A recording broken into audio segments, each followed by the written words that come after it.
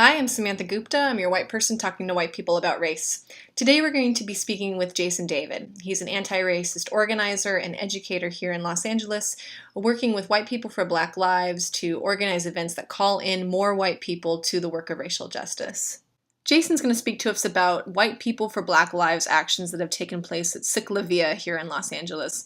CicLAvia is actually an event that began in Colombia, is across the United States now, where the city closes off the streets to car traffic and opens it up to cyclists, pedestrians, dancers, unicyclists to use as a public park. Its stated goal is to create safe spaces to bike, walk, skate, roll, and dance through Los Angeles. White People for Black Lives Los Angeles has found this to be the perfect place to begin calling in other white people for racial justice. Well, at this point, we have done two CicLAvia events. The first one we did in downtown Los Angeles, and that we did as a response to a call from Rosa Clemente, who's a national Black Lives Matter organizer. And one of her questions, her Facebook challenges, is where are the white folks? But in particular, not just where are the white folks in terms of showing up to Black Lives Matter events, but where are the white folks who are taking to the streets as white people in a visible way? And we really coalesced around CicLAvia because it felt like we couldn't get a bigger audience on Los Angeles' streets than the tens of thousands of people who are on bikes that day and walking. And so if we're in the streets with them, there's no way anyone's going to miss us. And we have to make ourselves unmissable and very noticeable. So we decided to try to organize as many white anti-racist folk as we could who were willing to go march in the street, be very bright, be really loud, and be really noticeable as a group of white people, so to be explicit and direct. Our first CicLAvia was about 75 of us, wearing bright yellow shirts that said White People for Black Lives. We filled up helium balloons that said Black Lives Matter and passed out a few hundred of those. And we marched for about 3 miles along the route of CicLAvia with chants. And then we stopped on occasion and we did street theater. And our street theater was numerous people in different roles stepping out into the crowd, into the traffic, and posing as different forms of distractions to looking at race. So to looking at the police killings of unarmed Black people, to looking at the statistics around racial prejudice and racial discrimination. And so one person was, flipping through Facebook. One person or two people were sharing a conversation over Starbucks cups and saying, "But don't all lives matter?"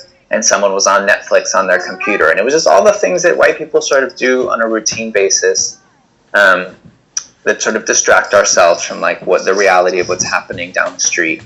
And then that street performance would shift, and each person in the street theater would then sort of take on some approach that was involvement. And so the two people having the conversation went from, "But don't all lives matter?" to, or "Let's have an honest conversation about race." And then, the person who had been looking at Netflix all of a sudden took up a protest sign. For one day, 3 times a year when these CicLAvias happen, if you ride a bike, you feel pretty safe in a street that you don't normally feel safe on, particularly because the police have roped off the streets and cut off traffic. Well, we want to ask the question, what would it be like for Black people to experience safety on a daily basis? Is asking people not to take for granted their safety, but to look at it as something that has a systemic roots to it, and the same systemic roots that provide safety for white people and for on this day, folks on their bikes, is the same system denying safety to Black people on a daily basis in those same streets.